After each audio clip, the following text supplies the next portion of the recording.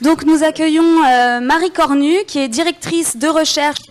We now welcome Marie Cornu, who's head of research at CNRS, and she works at the ENS Cachan. She worked a lot on law related to culture, cultural material, heritage, and intellectual property, together with her Vincent Négri, who's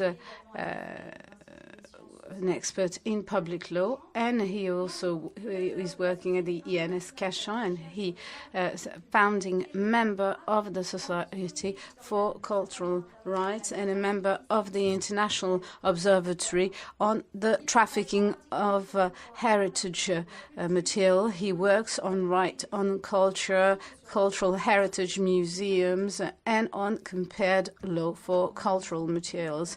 So you have the floor.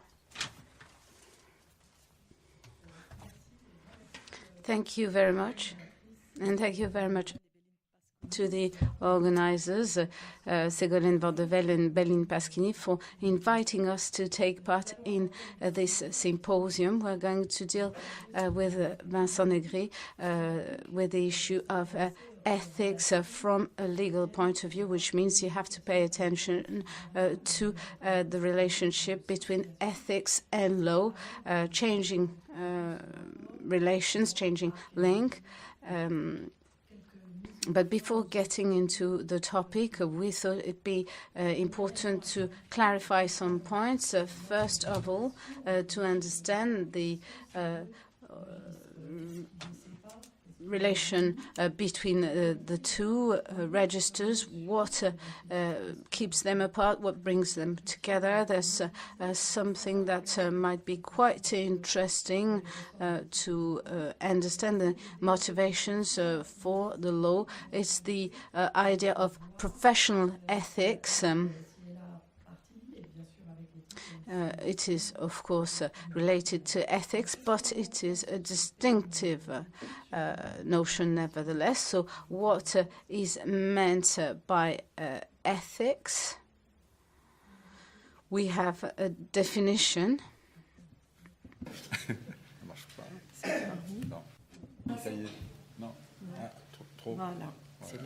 Donc c'est une définition qui est dans le. So it's a definition that's part of legal vocabulary, and it defines ethics as a set of principles and values in social and professional behaviors, inspiring legal and ethical rules. We see that the definition here is putting the issue of ethics as an integral part of the definition of general principles that can be part of law. We spoke of bioethics, but also this principle can dictate behaviors and the behaviors of key players. So this is about duties when being part of a profession, most often determined by a professional guild or a professional community, which refers also to its specific competences. So that's the definition. We also have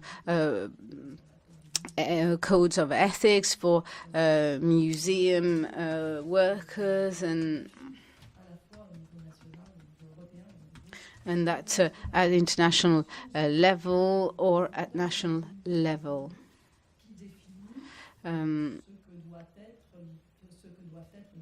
So it defines the good practices and what they should be.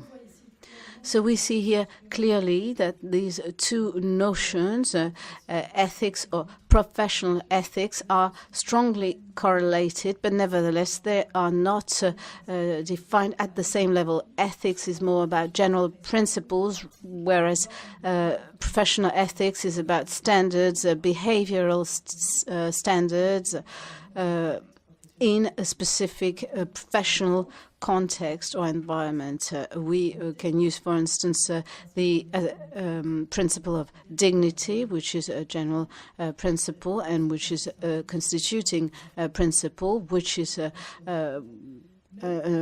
something obvious, so to say, to curators, archaeologists, but it can be interpreted differently, whether you're working on excavations in museums or that it can trigger different reflections.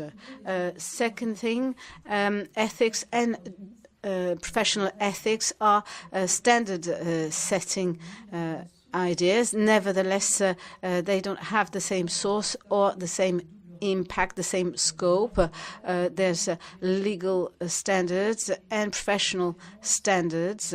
These differences in the way things are produced have a legal impact and have to be taken into account in the law. So we have as a source law for ethics, whereas for professional ethics the rule is comes from the bottom. It stems from some collective reflections and analysis of behaviors on the ground. A second thing, which might seem most decisive, that's the legal impact of these legal standards and professional ethics standards, which are not of the same nature. Law, of course, is mandatory. It is sanctioned by law and it is judged by a judge, whereas professional ethics is more about soft law. Behaviors can be checked, of course, but this is more social Sur ces deux points, approach rather than a legal one. Now, on these two points, we have differences. Professional obligations and professional ethics are sometimes confused. This is the case in a text. That's the Professional Ethics Charter for Museum Curators, which was adopted in April 2007, following the publication of the Cornu report on professional ethics in the heritage sector. Even though some of the outcomes of these reports were discussed, debated, it is an extremely interesting text. Now, in this charter on professional ethics, in the text, the text forces curators to respect the status of material, that it cannot be that they cannot be sold. This is not professional ethics. This is mandatory. This is the part of the Code of Heritage, and this is law. And de circulaire, si on essaie de cartographier cette... You also have some rulings from the ministry, so it doesn't come from the bottom. But one shouldn't nevertheless minimize or underestimate the scope of professional ethics and their standards. That's when you have to pay attention to the motivations of law and professional ethics. It all depends how they fit together and to the ground they cover. The links might be quite distant between law and professional ethics. You might have professional standards, but this cannot go against a legal standard. Of course, professional standards have to remain within law. Professional ethics are going to vary according to how close it's to the existing law. And the closer it is, the more it interacts with the legal framework, and the more it involves some legal responsibility. So you cannot just distinct distinguish, the two, that's law and professional ethics, when you want to set standards. So we're going to try, together with Vincent and Négri, on the basis of some examples, to see how this normativity, this standard setting process can work, what is its margin, how they interact, what is the dialogue between them, where is their interaction area or confusion or conflict area, because this might happen as well. So this these rights that stem from professional ethics can be observed in French law, in international law, and if we compare them,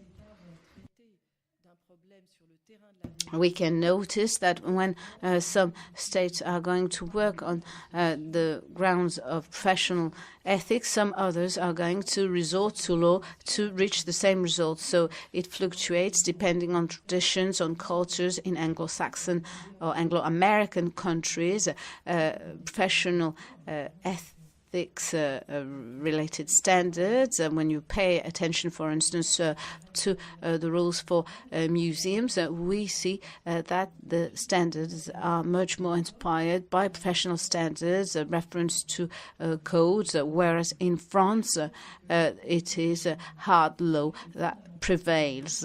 What's for sure is that standardization, so to say, or the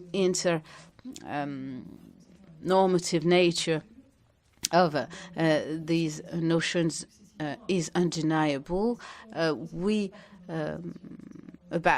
can also, when dealing with the process of becoming heritage, is most relevant, and we'll pay attention not only to this process of setting heritage, establishing heritage, but also getting ownership of this heritage, all issues that are closely related.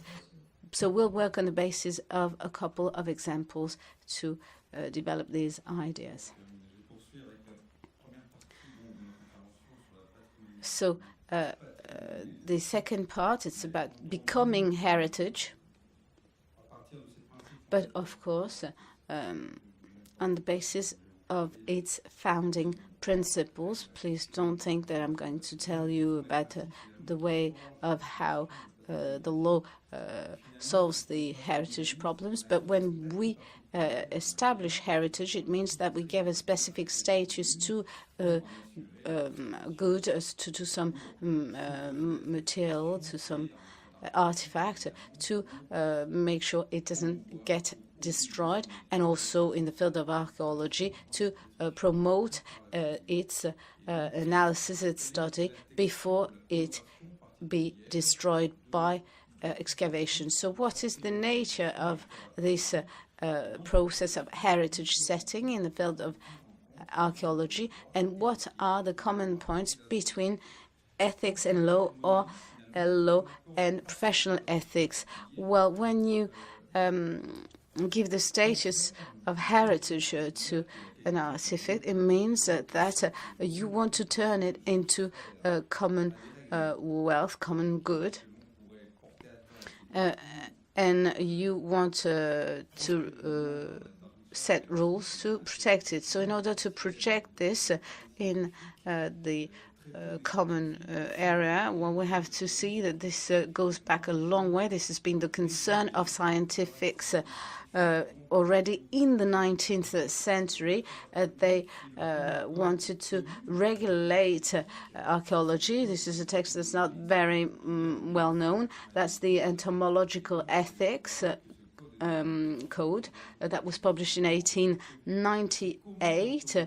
This is about how the entomologist has to comprehend the object that he or she is studying. So this is about precautions, because these goods are vulnerable, and from this vulnerability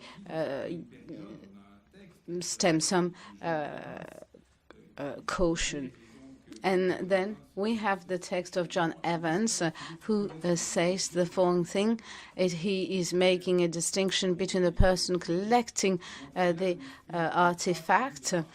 He is actually setting a border. So you see there's some reflection already on the professional practice in itself. But from the French point of view, if we remain within this period, towards the end of the 19th century, we have an interesting dispute. That's the dispute of the lady with a hut that is in Saint-Germain-en-Laye now. But before getting there was a dispute. A judge took a decision in 1895, and we see that this dispute is about whether one or how should be preserved such an antediluvian artifact. Is it possible for this remains to disappear because we entrust modern humans with them? And this question emerged, and this is not just about law, it's about ethics. The law is about constraint. I mean, law is defined by constraints, and constraints define law. So if you have these constraints, these restrictions, you also have the obligation to abide by the prescriptions of the law. And all experts are going to see how archaeology fits and how ethics or professional ethics fit in this register. So from the very beginning, we can quote the law of 1941 and focus on the first article of this law. And here there is an obligation. So this is about constraint. But where does it come from, this constraint? And it's in the very genesis of this constraint that we're going to see. And the archaeologists are claiming this constraint themselves. What's coming out is ethics, of course. And if I want to go on and look more in depth at this reflection, you have Article 1 of the law of 2001 on rescue archaeology, and I see ethics in this first article, and it refers to the principles implementable to any scientific research. And I defy you to find in the Code of Heritage the definition of such principles. I don't think they exist. Maybe in French, and even in French law, it doesn't exist. So these principles implementable to research, these are about ethics, and the law of 2001 is setting prescriptions, injunctions, and sets directly the responsibility inherent to research. That's the responsibility of the archaeologist in his ethics. So there's some hybridation between law and ethics. It is a very modern phenomenon. So let's get back to the genesis of the first article of the law of 1941. So here I mentioned is national laws, and you can see that even under the leadership of the UN, when the winning powers got mandate in Libya, Syria, and Lebanon, there was a will to regulate archaeology. But finally, it's actually archaeologists themselves who are going to claim and request the need of such regulation. And there's this sentence of Jean Capart, which I regularly use because I think it summarized very well the position of the archaeologist. It's an ethical position because, as it was recalled, the archaeologist destroys the artifact he is studying, which is why it should lead to specific rights of law. And they are claimed strongly by the archaeologists during the interwar period, and this is what is mentioned in the law of 1941. And we see that from that moment onwards, we see international genesis for the preliminary authorization. But this is more about the ethics of archaeologists, and it's going to be used by international law through the Cairo conference that we have here with its deeds and the recommendation of UNESCO. But the archaeologist here remains in his or her space, in his or her bubble, if I may. And this is about how the archaeologist apprehends his role and his place in his environment. So how does the archaeologist relate to the space where he works? And not only, there's the public, there are communities that are part of this context. And we have the first international agreements, the Vermillon Agreement on human remains, which actually sets the relationship of the archaeologist with the communities who holds the rights to the remains that are going to be excavated. But beyond this, we also have the acquisitions ethics, which was published by the International Council of Museums. And you see that the documentation issue is not only museum issues. It's not only an issue of museums, it's also to do with archaeologists, and it's about the heritage of others.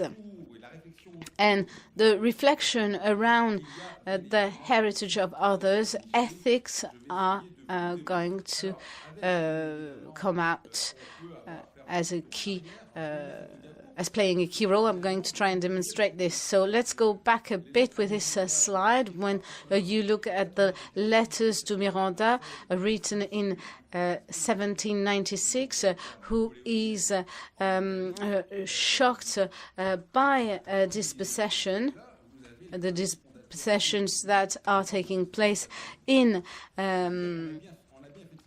Italy. So that's a first element in international law. So the letters of de Cassis are an ethical composition, so to say, and you can find them again in modern international law.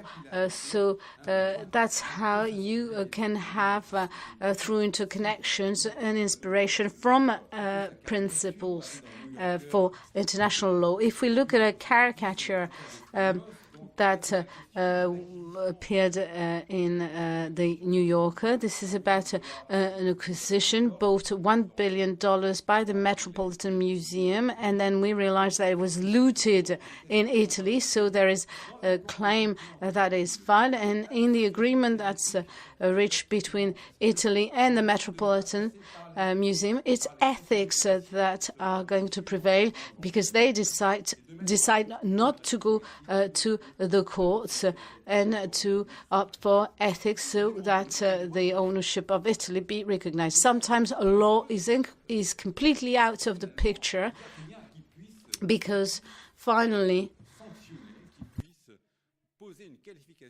there is nothing that can sanction or qualify the destruction of something here in Palmyra. It's not even a conflict, it's not even an armed group, it is a sovereign state that decides to get rid of the artifact of its history. I mean,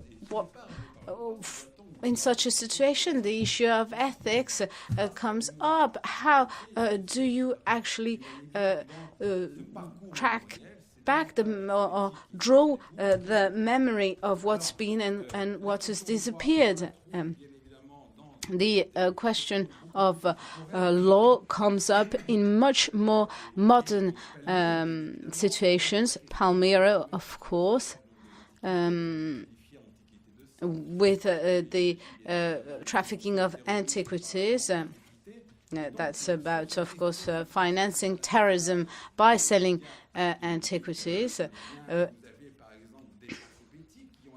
And some ethical principles were mentioned by the Association of the Association of Museum Directors in the United States, more recently the guidelines of 2015, and these are all about ethics. This is not hard law as we understand it. This is about the position when faced with trafficking and with the financing of terrorism through antiquities trafficking. So hard law is not here out of the picture. We have this 2015 declaration of the Council of Security. I remind you of the Charter of the United Nations with formal obligations that states have to keep up with, have to abide by. So this is beyond professional ethics.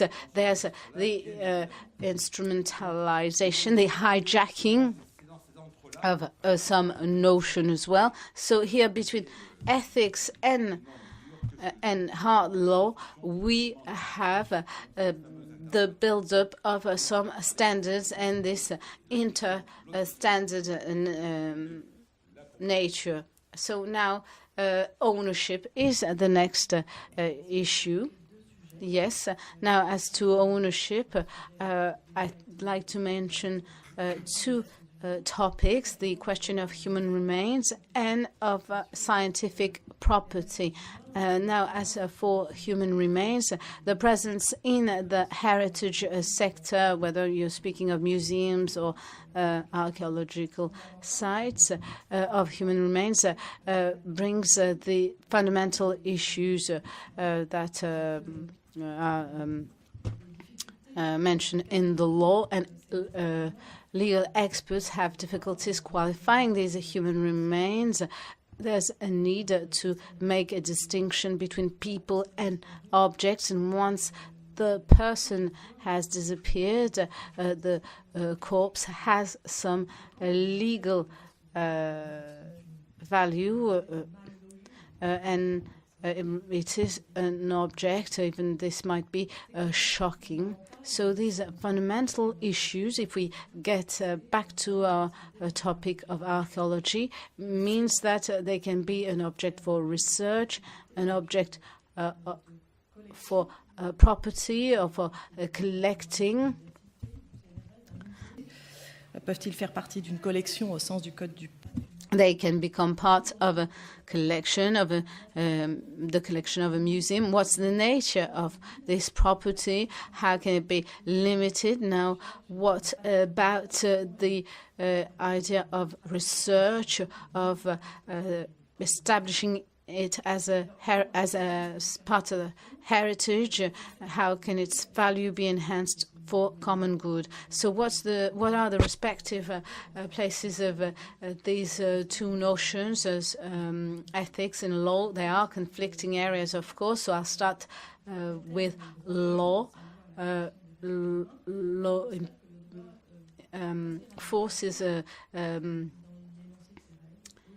some rules onto the people dealing with these remains, but it is both mandatory and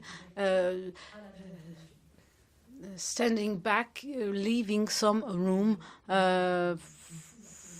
some freedom for professional ethics. Here, these are the remains of British soldiers dating back to the First World War. That's one of the first texts introduced in the Civil Code following the laws on bioethics, and I'm going to keep with the main motivations. So it sets the principle of respect to human bodies. It is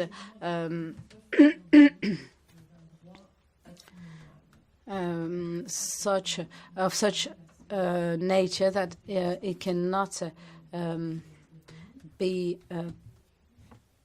considered to be a property. Ouais, d'accord.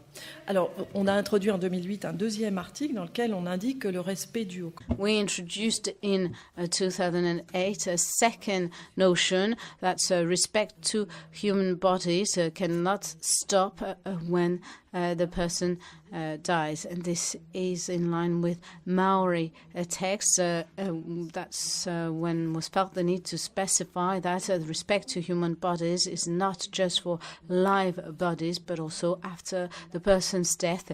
There was a need to actually reassert this. So this issue of respect to the human body, this issue of heritage was interpreted in quite a specific way. First, the principle of dignity, which used to be understood in quite a limited way, that is just from the individual's point of view and the person's point of view, the person, the relatives, his or her representatives. Now it's more an objectivated notion of this breach of respect, which is going to have a consequence as to who can claim this dignity principle. Second thing, in Article 1, heritage rights it was often wrongly interpreted. This just means that it cannot be merchandised.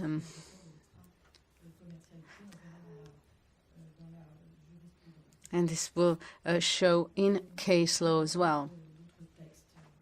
There are some other texts such as the Criminal Code,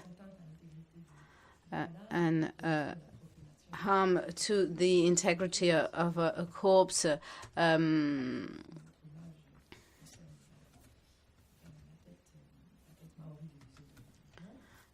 Here you see there's also the desecration of sepulchres. Here the text to do with the Maori head. So here there is a very imperious way to define key principles. But when we look at what case law is making of all this, we see quite a flexible interpretation of law, which is why this law remains quite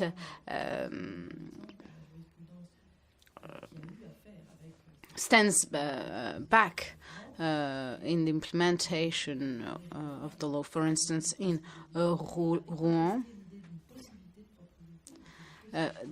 the town council contested some rights, whereas the judge said, well, there are no legal provisions that prevents the head from being public heritage. Law here is not contradicting this, but it can be discussed from an ethical point of view, of course. But the judge interpreted things this way, and one could have said that the banning rules stemming from heritage-related law, and I'm not speaking of the territorial collectivities law, which are fixed laws which establish the treatment, the processing, or the handling of corpses, how it should be buried, and so on, which is not about preservation in a space such as museums. But judges are going to take some distance, and because of the reality of these collections, so we're not going to have the same way to think things through. So we have quite a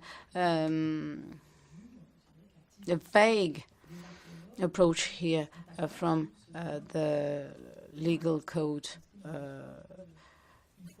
We could have said that the right of archaeologists is set and cannot be a question. And once this is said, I mean, things stop here. But that's when ethics and professional ethics are so significant. So when you're speaking of human remains, professional ethics are going to make it possible to work on the exposed element, the documented element, in terms of analysis, study, preservation, even though the principle of dignity is not a compulsory norm. It is going to be key to professional ethics. These reflections of professional ethics started after this case of the town council of Rouen, of the mayor of Rouen, and we saw the role played by professional ethics in this case. And I'd like to remind you of a report published by the Professional Ethics Council. It's an opinion. And there's also the case of our body, which is about the exposure of human bodies. This is going to lead to the ban of the exhibition, and on the basis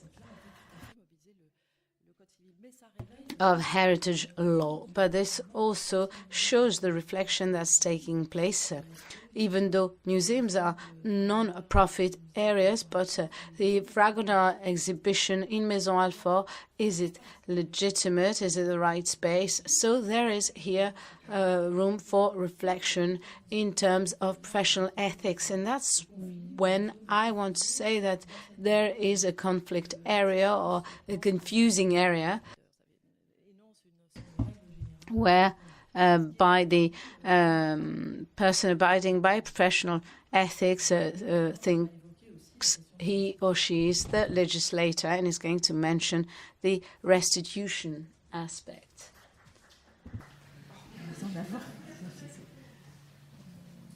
Voilà, ça c'est un extrait de, je m'excuse, un extrait de cette avis 111. Beaucoup dépassé. D'accord, beaucoup dépassé. Non, 5 minutes. C'est dépassé 5 minutes. 5 minutes, bon. Bon, ben alors Well, I think we've gone over our time, so we have to conclude here. Sorry about this, but